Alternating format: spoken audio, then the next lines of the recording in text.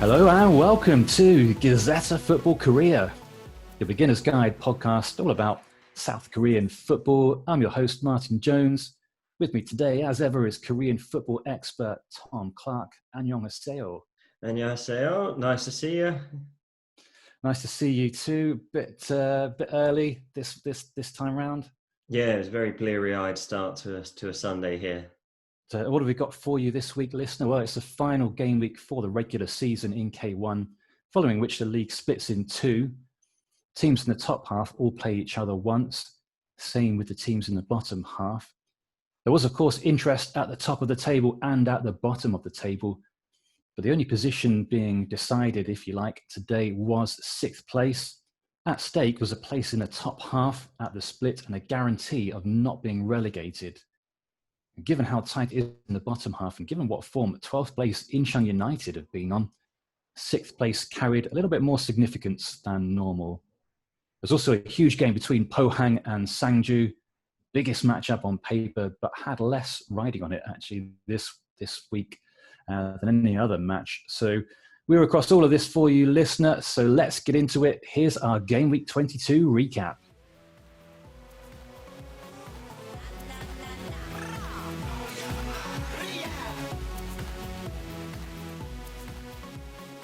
Right, Martin. So for the last few weeks, you've been hamming up the sixth place trophy narrative, trying to weave it into every game that possible. So you were the one who was on top of all three games that really had the sixth place trophy up for grabs.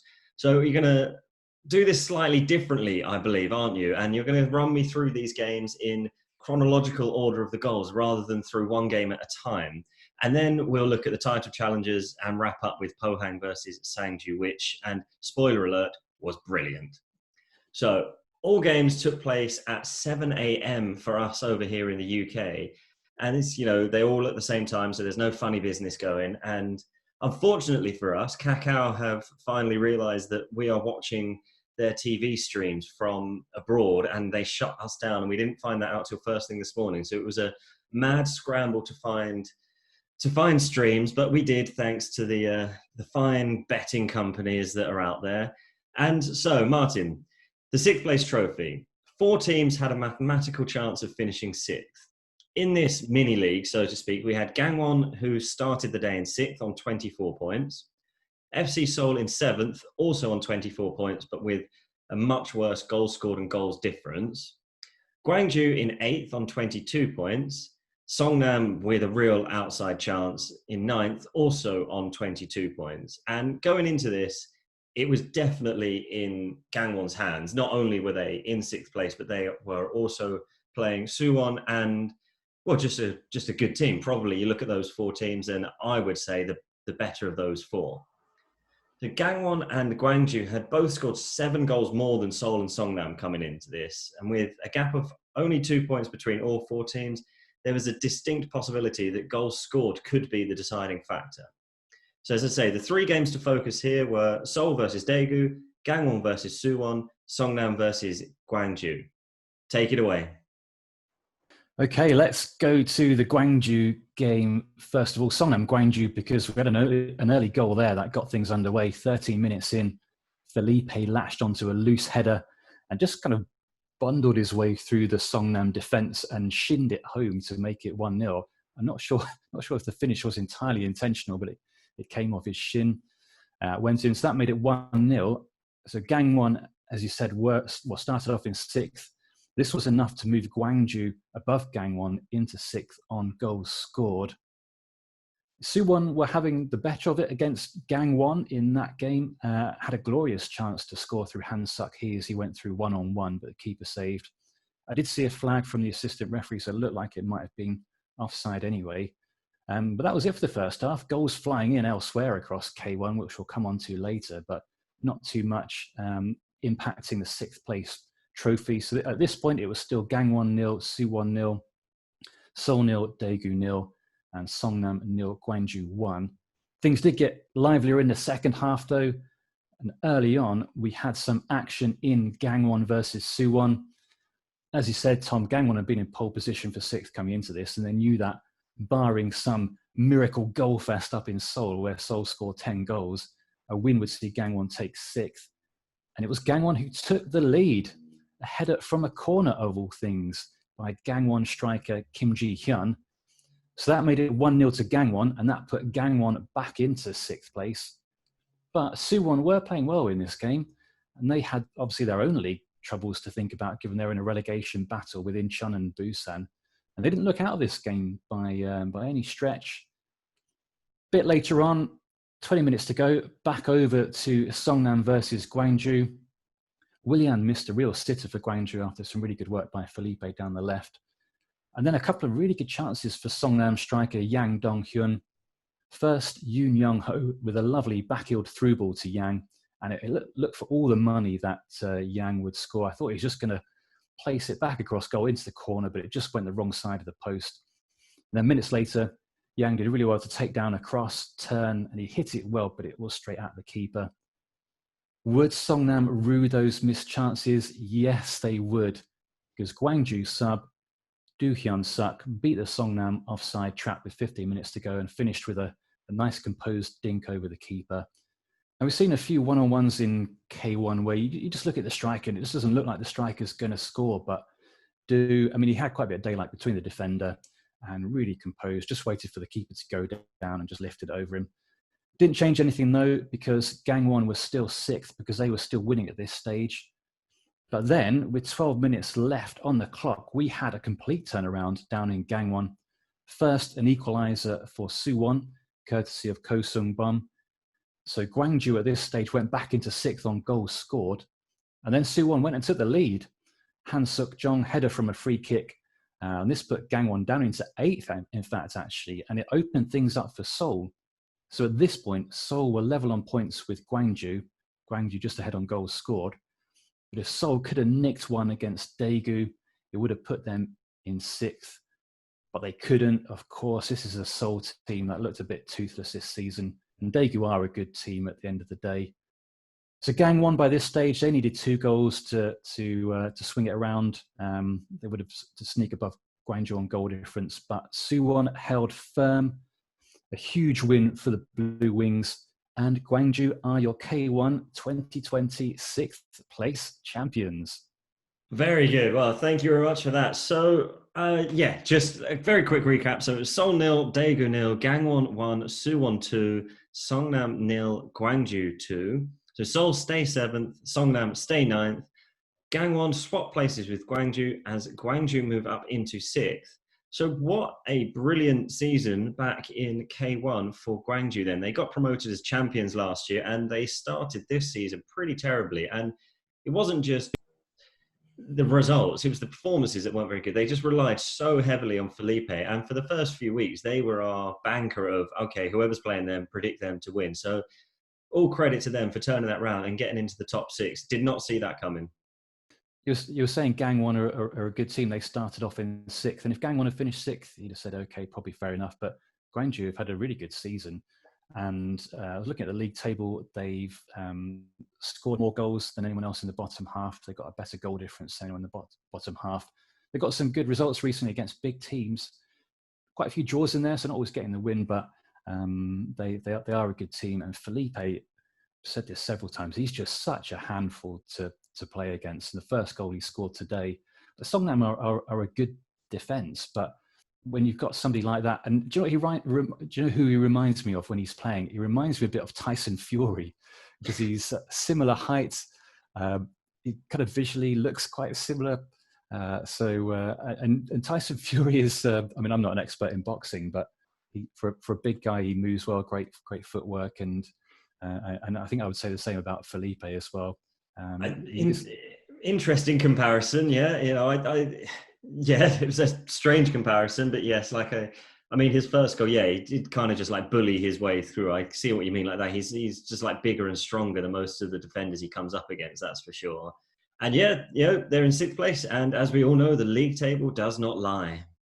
Right, so let's move on to the other games. We're going to look at the games involving the 2 title challengers first. We'll start with Jeonbuk Hyundai Motors versus Busan iPark. Jeonbuk in 2nd, Busan in 10th. Jeonbuk, of course, chasing down Ulsan at the top of the table. Busan just trying not to get sucked into the relegation battle. But it was the champions Jeonbuk who took this 2-0. Yeah, I mean, this was the very definition of a routine home win, this game. It was, it was 2-0, and it was simple enough for Jeonbuk. A really early goal after Kim Bo-kyun's corner came in, and it was met by Cho Gye-song's. It was a glancing header at the near post, and that was really, really early in the game. And it was kind of almost game over. And I think I actually did write or send a message to you about 20 minutes into this game. It's like, well, this is a routine home win. I mean, obviously it's very early to call it, and Busan could have nicked an equaliser or whatever, but they never looked like it. And, Gustavo doubled the host lead from the penalty spot later in the first half. Keeper got close, but he hit it well. It was in the corner. It was hard. So no fault on the keeper. See, it's a penalty save, no fault. It was a attempted penalty save, should I say. So no fault for the keeper on that. And that was kind of it, really. Busan played better in the second half, but they didn't look like scoring. They didn't look like troubling Jeonbuk and coming back into it. And yeah, just perfect afternoon for Jeonbuk, really. It's just exactly what they needed. A really quite simple routine home win and keep the pressure on Ulsan. Yeah, we were saying beforehand, or in the pod, last pod, that didn't really feel like a banana skin game, and that's the way it proved. Final score there, Jeonbuk 2, Busan 0. Busan stayed 10th, but only by virtue of having scored one more goal than Suwon. And with Jeonbuk winning, it was over to Ulsan. What could they do? Well, they were away at Incheon United. This was no ordinary 12th versus 1st, though. Ulsan hadn't won in 3, and they'd been far from prolific recently. Incheon had 4 clean sheets in the last 6 games. Ulsan beat Incheon 4-1 last time round, but I thought this might be close, and I think, in fact, I even called this as 1-0 to Ulsan, and that's how it turned out. Yeah, that's exactly how you called it. And yeah, I mean, Ulsan just needed 3 points, really. It was all about the win, and that's what they got. And it was, of course, it was Junior who got the goal. He was the quickest to react to a loose ball. It was not like a goalmouth scramble because it was outside the box, but it wasn't cleared properly. But then there wasn't a pass played through to him from the Ulsan player, and it just kind of fell to him. And edge of the box, first time, half volleyish into the far corner. A very good finish from a very good striker. And Ulsan were in control of the game throughout the first half. I mean, throughout the second half, Incheon came back into it. They showed they were not out of it, and it wasn't like the Jeonbuk game where I called it as, oh, this is game over, routine victory. But I mean, yeah, Incheon had a couple of good efforts, and Kim Do-hyuk in particular, he came closest. His long range effort must have been fully 25, 30 yards out, and it smacked the crossbar. Cho Hyun-woo was well beaten, not getting there at all. But Ulsan did the job. They got over the line, and it was just a much needed 3 points. And okay, they've had a bad run at Ulsan, and they've dropped points in their last few games. And probably Busan, actually, or Suwon, if you could have handpicked a team to play. But although Incheon have picked up some points, they are still bottom. They do still have their issues. And if you need a game to play to get yourself back on track, one of those bottom few teams is the team to play. So Ulsan did the business. Incheon, I'm not writing them off. The Great Escape is not being written off this week just because they've lost this game and Suwon won a game. They are not out of this by any stretch of imagination. We have got a relegation battle and we have got a title battle. Your final score there, Incheon 0, Ulsan 1. Given Suwon's win, Incheon remain bottom. More on relegation permutations in a moment. Given Jeonbuk's win, the gap at the top stays at 2 points. The final game we're going to look at, nothing I'm riding on this other than potentially cementing Champions League spots. Final game, Pohang Steelers versus Sangju Sangmu.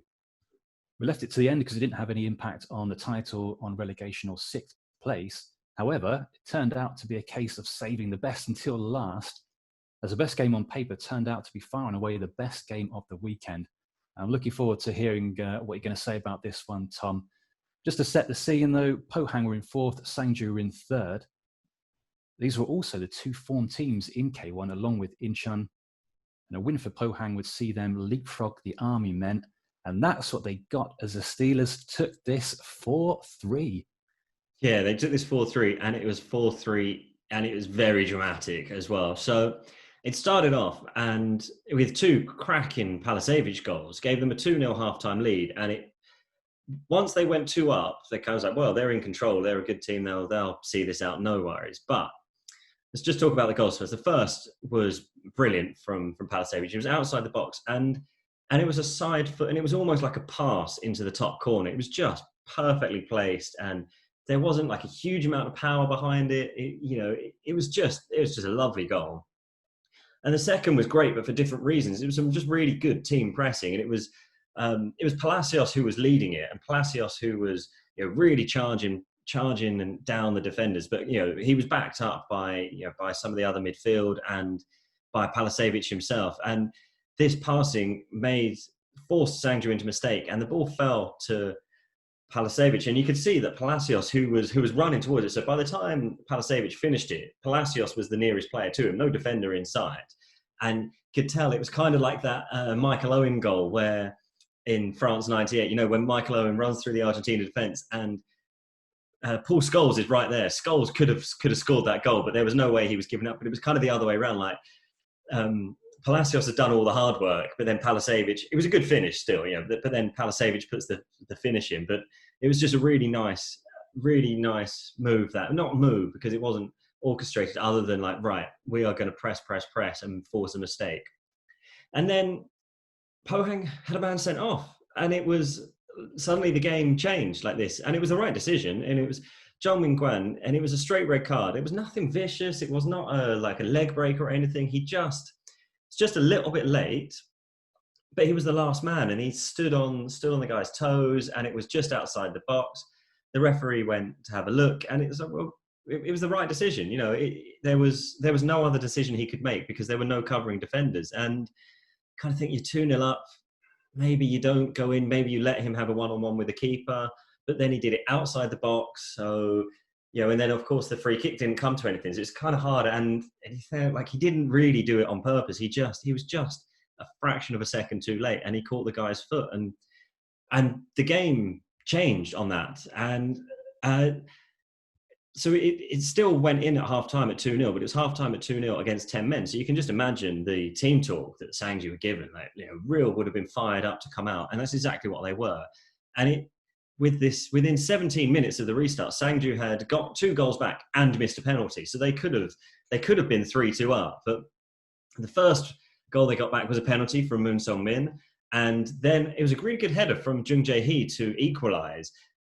Possible question mark on Kang Hyung-moon in goal. I might be being a bit harsh, but he was lobbed and he was only 4 yards out. Like, it was kind of a bit of a looping-ish header. And it was a very good header. It goes right into the corner to the back post, but there's still a part of me that thinks, however tall he is, you're assuming he's 6'2" plus. Most goalkeepers are. It's like, should you be lobbed 4 yards out? I'm not sure. It's certainly not an absolute clanger, and it doesn't go down with some of the goalkeeper performances we've had this season. But it didn't quite feel right. Like if I saw my goalkeeper lobbed from 4 yards, I'd be a little bit curious. And then also 2 things later on in the game happened that made me think, okay, maybe he does have a bit of an issue there.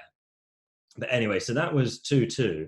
And then in fairness to Kang, he redeemed himself just a couple of minutes later when he saved Moon's second penalty of the game. It was a good save. It was low to his left-hand side. It wasn't exactly in the corner, but it was a reasonably well-struck penalty. It was a save rather than a miss, I would say, that kind of penalty.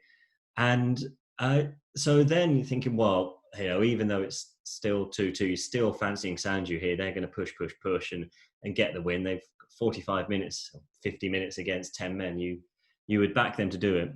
But against the run of play, Pohang took the lead once more, and it was Song Min-gyu. He wasn't starting this game. He came off the bench, and within just 3 minutes, he headed in, and it was a good header. The cross came in, and he got in front of his marker, and he got his head. It was quite close in, but it was his movement and his desire to get on the end of it that you have to congratulate. And then, of course, he did his little celebration that he always does. So he was very happy. So that was 3-2. And then Moon once more had another chance, but it was a really tough chance. And it looked like it was going to be an absolutely amazing goal because he was inside the box. He was really quite close in, but he chipped the goalkeeper. And that's what then made me think back to Kang's other mistake being lobbed us like, oh, okay, have they set out as like, okay, he's got an issue here with being lobbed or being chipped? Because it, did he have other options? He could have, yeah, you could have aimed for the goalkeeper's legs. You can go either side of him, but it clipped the crossbar, and it would have been a fantastic goal had it gone in.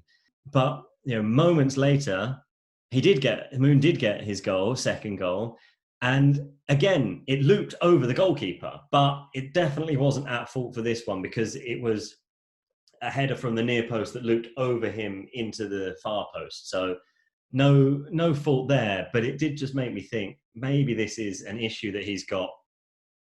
Maybe I'm reading far too much into it, and it's just happened that in one game they had 3 good chances that all happened to go over his head. So I'm not sure. I'd maybe have to go back and watch some of the other games to see, is this a common trend of him conceding goals? I don't know.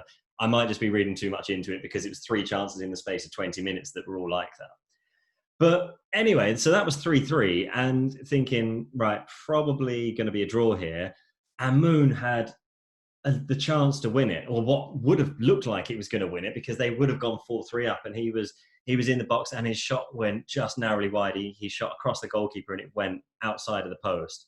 And so when that goes wide, and you look at the clock, it's 94 minutes on or something at this point, you're like, right, definitely game over.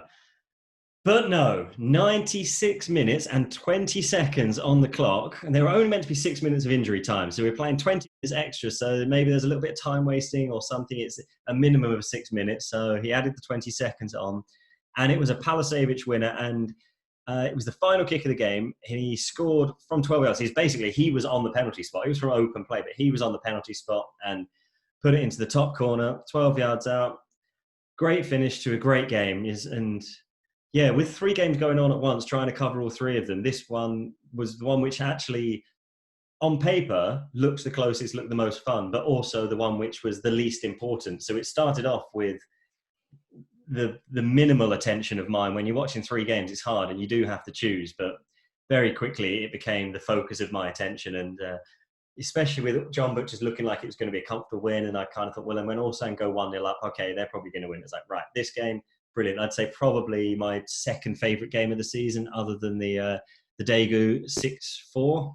Yeah, I mean, I was getting goal and match alerts throughout the morning from this game, and it was goal, it was penalty miss, red card. It was just, the phone was just going off the whole time. I did switch over because this game, like you said, it went on later than the other games, and finished watching the other games and saw this one was still going on. So just switched over and just saw the winner go in. That was great to see as a Pohang fan, on some really good form at the moment. Pohang, they did have a bit of a wobble, but they are now the form team in the division.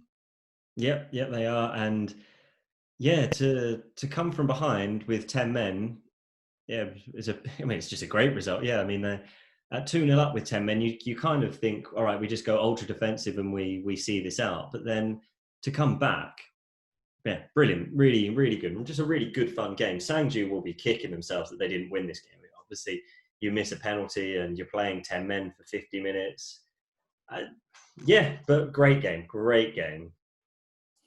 Sangju, we talked about their defensive solidity, but they do have this in their locker to concede goals against the big, I suppose all the teams do, but it's just funny how they can shut out all the other teams in the division. And it's strange that Sangju can get so many 1-0 wins and so many clean sheets, and they can shut out the rest of the division.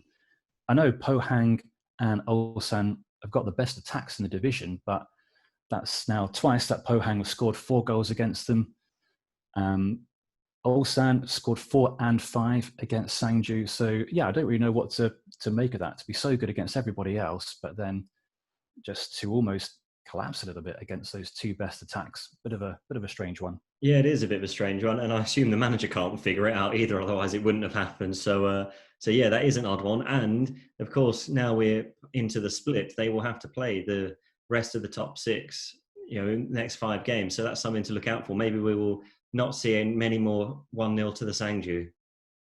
No, and I did earlier on in the season look at the results that teams have got against the top 6, or particularly those top 6 teams, top 5 teams, I think it was, and who had the best record. So I'll have to update that when we go into the split. But your final score there, Pohang 4, Sangju 3. Pohang go up to third, Sangju drop to fourth.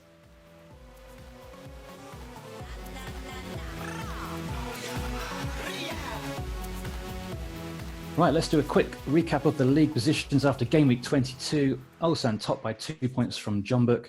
Pohang and Sangju are 10 points behind Jeonbuk. Pohang ahead on goals scored. With Ulsan and Jeonbuk both wobbling recently and Pohang on great form, they've caught up 6 points in the last 5 games. But the gap is surely too big for them and Sangju to crash the title race. Daegu out on their own in 5th, only 1 win in 8 games for the Sky Blues. Gwangju, as we said earlier, sneak into 6th, which feels about right given how well they've done recently. So well done to them. Seoul are in 7th, Gangwon are in 8th. Then in terms of the bottom 4 teams, we've got Songnam in 9th with 22 points, Busan 10th with 21 points, Suwon 11th also with 21 points, and Incheon 12th with 18 points. So you've got the bottom 4 separated by only 4 points. Incheon's goals scored column is at least 4 goals worse off than the others, but it is getting tight down there. We're recording this on Sunday morning, so we don't yet know the post-split fixtures, so no preview or predictions on this pod. However, we are officially now in the business end of the season, just to wheel out an old cliche. And I've got a couple of questions for you, Tom. Just first of all, Seoul and Gangwon, as I said, they're 7th and 8th. Are they done enough to be safe, do you think? Yes, I think so. I think 6 points from Incheon to Gangwon is probably too much. And also I think Seoul and Gangwon are the 2 obvious better teams in this group of 6. So I think they will pick up wins. So even though it's a 6-point gap, I just think they've got enough about them. I mean, I did see a couple of people on Twitter say, any of the bottom 6 could go down. I don't think they can. I don't think Incheon could I don't think anybody could make up a 7-point gap between 12th and 7th in just 5 games. I think that's just too much. Songnam could get reeled in. It's only 4 points. I don't think they'll go down. It is 4 points gap. Songnam have just come off a really tough run of games from which they took 4 points, and actually they'll be really happy, I think, with 4 points out of a potential 12 from those, which obviously doesn't sound great. There's 15 really, but it was, potential of 15 points against, 4 from 15 doesn't sound great, but I think they'll be pleased with that. Busan, very poor form, aren't they? Lost 3, drawn 2 of their last 5. Suwon had a little bit of a bad run, 2 losses and defeat, but then they bookended that with 2 wins. And they actually have a similar record to Incheon over the last 5 games of 2 losses, a draw, and 2 wins. I think it's going to be really, really tight. I think it will be between Busan, Suwon, and Incheon. Right now, oh God, I don't know. If you ask me to put money on it, my mind is still telling me Incheon, but it's Incheon. They always stay up. They always do it. Suwon are like that classic too big to go down. So Busan, just like by process of elimination, am I saying Busan? Yeah, sod it. Why not? Busan going down. I think I would be worried if I were a Busan fan. The bottom of the form guide, to wheel out another cliche, another trope, there's often a team that plummets, and Busan are plummeting a bit and haven't got a win for a while. Suwon picked up a couple of wins just to make things interesting, and Incheon have been on good form. I don't like the look of Incheon's goals scored. They've scored 15 goals. Suwon have scored 20. Busan have scored 21. And goals scored is the first decider. Yeah, that could be a big... I mean, that basically makes it 4 points, doesn't it? That they're behind the teams. So, yeah, really, we were worried earlier on in the season we weren't going to get a relegation battle. And now we've got 3 teams in there. And Songnam probably are safe, but they need to... They certainly can't relax. They've got to make sure they pick up results. With Songnam, you probably say 2 wins. 2 wins will make it safe because that would be a 10-point buffer with a better goal difference and goals scored ratio. So 2 wins from Songnam in 5 games, that's doable. But then you'd look at it and say, well, could Busan get 2 wins in 5 games? Possibly. It's going to come down. I think it's going to come down to like just a couple of head-to-head matches, whether that's Incheon versus Busan or Busan versus Suwon. If Incheon pick up points against somebody else, then the Busan Suwon game becomes huge. But yeah, it's such a cliche, but it really does feel like 5 cup finals for every team now. So it's going to be great fun. Certainly 5, 6 pointers. And this is the great thing about the league split is you've got all those teams at the bottom playing against each other just to make things interesting. I think working in Songnam's favour is the fact that 3 teams need to overtake them. And if Songnam were 11th, I think they would be feeling worse. So if they were in 11th with 22 points, would be feeling great. But 3 teams need to overtake them. I'm not sure 3 teams will. So they could finish 11th. It might be a bit of a stretch for them to finish bottom, but yeah, as we said, they certainly can't relax whatsoever. No, I agree with everything you just said there. Yeah, agree with all of that. Just looking at the top of the table, and it's equally as exciting at the top of the table as well. I mean, especially as both teams have had a bit of a wobble, Ulsan and Jeonbuk having looked imperious at times, and they're both reeling off strings of wins, 5 wins in a row. Wasn't uncommon to see them do that. Only 2 points in it. It's getting a bit interesting there as well. Any kind of hunch on where this might be going? It's a hard one. And I mean, maybe this is Jeonbuk's experience of so many titles, 3 in a row, but then so many over the last few years before that as well. Whereas Ulsan just haven't done it. And I mean, the manager ballsed it up last week, didn't he? He really did. And that's a factor. Jose Moraes is the better manager of the two. There's no question about that. The more experienced when it comes to winning league titles. So I would, unfortunately, and I really don't actually have anything against Jeonbuk. They are this winning machine, and all credit to them. But I would rather see Ulsan win just to have a change. But I think my money is on Jeonbuk. Very good. We'll see how it all shakes out. I promise I won't ask you these questions every week.